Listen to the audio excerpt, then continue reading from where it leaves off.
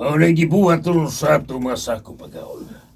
Kanunay na akong gipasundan ang duha. Very good! Onya, si Luis ug si Tonyo. Hain naman. Tuwa sa underground na gaon. Among gibilang ko.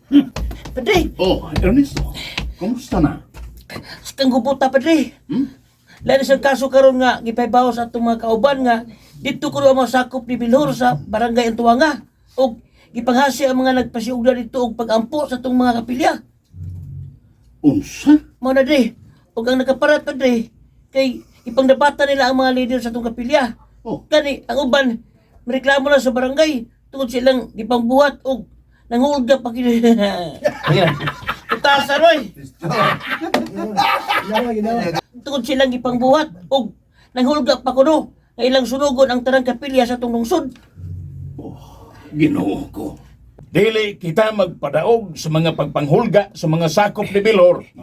Pero Padre, daghan ang mga kinabuhi gana kalas. Oy, ug hangtod karon, wag hapon hustisya gana dawat ang mga nabiktima. Sobra na kayo ng inagibuhat, Padre.